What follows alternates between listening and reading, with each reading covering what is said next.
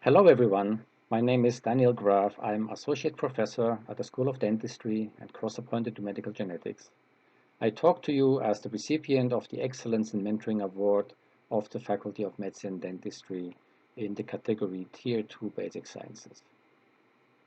First of all, I would like to take this opportunity to thank the faculty for having instituted prizes that formally recognize supervisors. It might be that many universities' faculties have such prizes, but at least in my career, the U of A or this faculty is the first place where I have seen such a formal recognition being instituted. So I'm particularly pleased receiving this prize. It's very humbling to me. One of the main reasons is it is largely driven by the students themselves, the students I have been mentoring for many years to the best of my abilities. I know that every mentoring approach has strengths and weaknesses. There is no one-size-fits-all approach. It is great to receive thus a formal recognition for the overall appreciation of my work. What does it mean to teach at the U of A? The U of A is an internationally recognized university. It takes great pride in its education, its students, but also student wellness.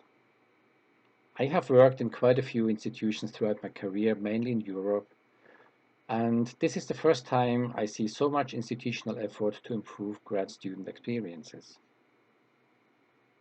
As a university, and that's largely in contrast to dedicated research institutions, the primary focus of grad student supervision really should be teaching, training, mentoring to develop students to the best of their potential and prepare them for the future career.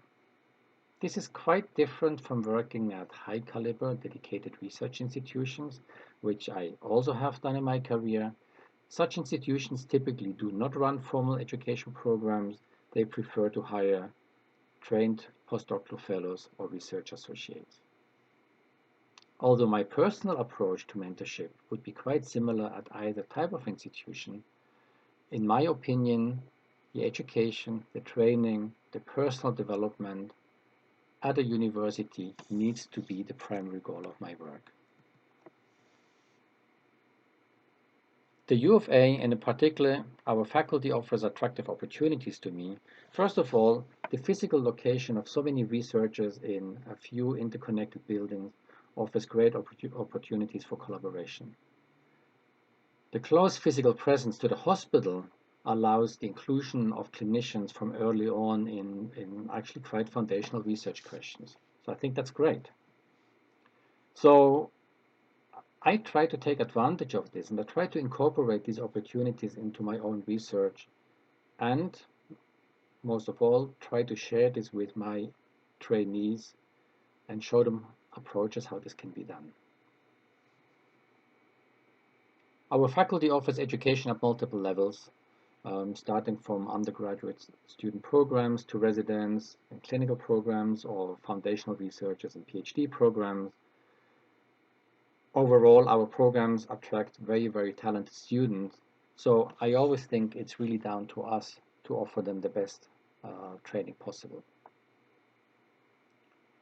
As part of this, it is important to break out of silos, to collaborate, to go and attend seminars that might not be 100% relevant, participate in research days.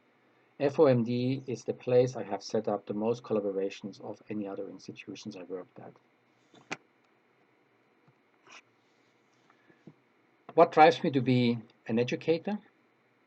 As a biologist, for me the main question is, how can I share my passion for biology in a primarily medical institution?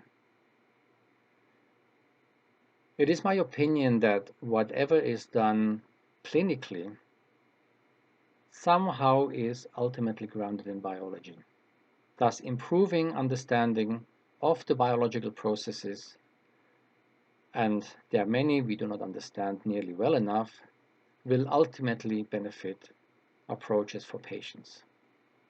However, I also do realize foundational research does not offer quick fixes. So I try to share my enthusiasm for good foundational research questions with my students. I hope I can show them how to address them in meaningful ways to use research tools and approaches that serve the project rather than my personal expertise. Student mentorship starts with the selection of students. I look for individuals that are passionate about what they're doing. Are these the students with the highest GPA?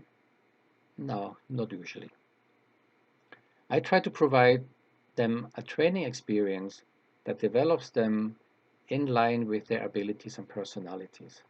I want to see them succeed, to develop broad knowledge, develop understanding, confidence, independence, and most of all, take ownership of their own projects. This is work, and it often means slow progress, but in the end it's very rewarding. So what do I want to say to my fellow educators? Treat your trainees as you would like to be treated. Personally, I have been trained in different countries, in different types of research institutions, with quite different cultures. During all these years, the supervisors that stood out were those, and there were only a few of them, that took pride in mentoring, and while doing so, usually reflected on their own experiences and how they have been treated. These were all supervisors that went beyond the minimal obligations and took pride in being a mentor. This forges lifelong relationships. So what is my role as a mentor? If I may borrow the analogy of phenotypic expression from biology, in simplified view, a phenotype is the sum of the genetics and environmental influences. The student brings the genetics, which defines the maximum potential that can be achieved. As a mentor, I am an important part of the environment that helps to facilitate that this student can achieve this potential. So my role is primarily as an enabler. So I seek to provide opportunities to the students to grow, to fail. I allow them to supervise more junior members in the lab, to present the results as often as possible, take pride, gain confidence, take ownership, become part of the community. Allowing them to build their own collaborations, for instance, is an essential part of this.